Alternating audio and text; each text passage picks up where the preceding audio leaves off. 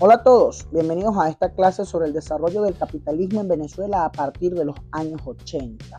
Hoy vamos a analizar cómo la economía venezolana ha evolucionado desde entonces, enfocándonos en el agotamiento del modelo rentista petrolero, las medidas del presidente Carlos Andrés Pérez y el proceso de privatización hacia la liberalización de la economía nacional.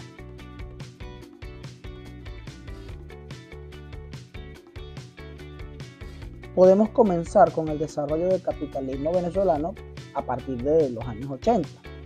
Y es que a partir de esta década, Venezuela experimentó importantes cambios en su estructura económica. Nosotros podemos mencionar varios.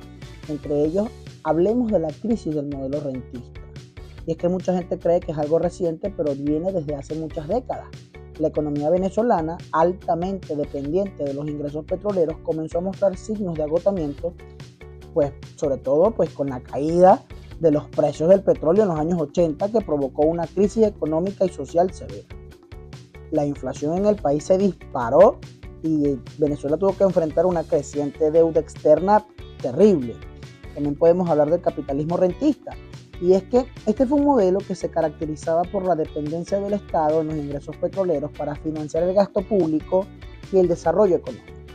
Sin embargo, la volatilidad, esas gráficas que a veces vemos de que va para arriba y para abajo los precios, la volatilidad de los precios del petróleo expuso las vulnerabilidades de esta dependencia.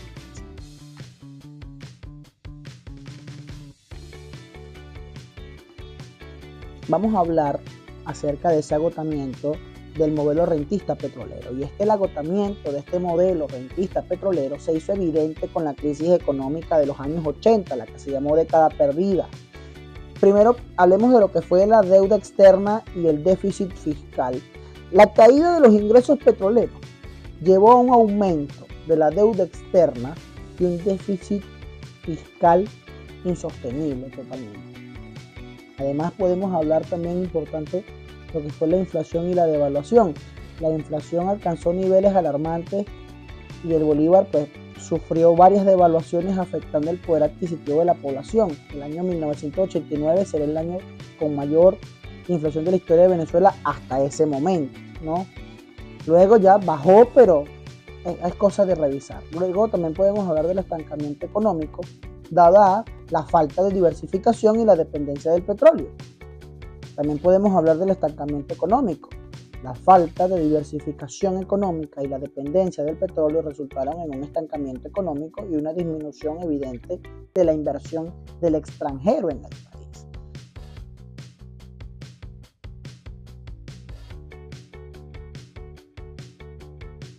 También podemos hablar, en este caso es muy importante, de las proposiciones de efecto inmediato de las medidas tomadas por el presidente Pérez. En su segunda administración, el presidente Carlos Andrés Pérez implementó una serie de medidas conocidas como el Gran Viraje para enfrentar esta crisis. Cuando hablamos de efectos inmediatos, hay que mencionar que se hablaba del ajuste fiscal, el cual buscó la reducción del gasto público y la eliminación de los subsidios, lo que provocó un aumento inmediato en los precios de los bienes y de los servicios. Esto, por supuesto, buscaba llevar al país a un estado de realismo, pero para hacer esto tuvo que enfrentarse a una devaluación del bolívar, la cual se dio para mejorar la competitividad de las exportaciones, lo que en un principio aumentó la inflación. Esto, por supuesto, con la finalidad también de liberar los precios. Y esto se buscaba a través de la eliminación de controles de precios, lo que llevó a un aumento en el costo de la vida. Es decir, para volver a la normalidad había que pagar la cuenta que no se había pagado años atrás. En cuanto a los efectos inmediatos, estos serían, empezando por algo fundamental para Pérez, que quería privatizar todo: la privatización. Venta de empresas del Estado para reducir el déficit fiscal y atraer la inversión extranjera. Entre estos, por ejemplo, la CanTV. Reformas estructurales, cambios en la legislación para fomentar la inversión privada y la competencia. Era necesario poder lograrlo y fomentar la posibilidad de una apertura comercial. Esto a través de la reducción de aranceles y barreras comerciales para integrar a Venezuela realmente en la economía global, que no fuese lo petrolero. Ahora, nosotros también podemos hablar respecto a lo concerniente a la privatización y la liberalización de la economía nacional. Estos pues fueron componentes clave en las medidas de Pérez.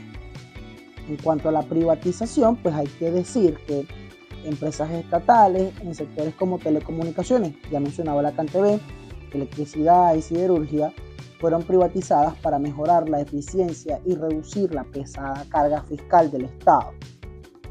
Pero al hablar de la liberalización económica, pues se promovió un entorno más favorable para la inversión privada, con menos regulaciones y mayor apertura al comercio internacional. En Venezuela se puede resumir con acabar con tanta permisología.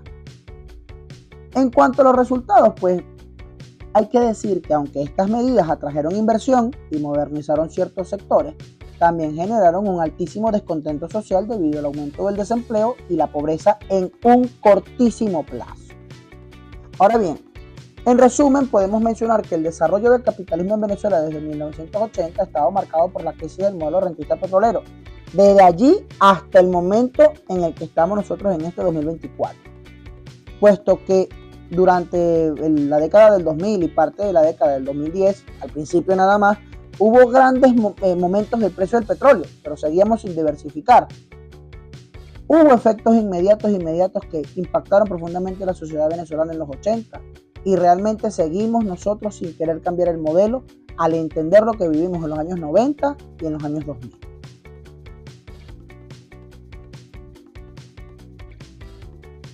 Gracias por acompañarnos en esta clase, espero haya sido útil para ti.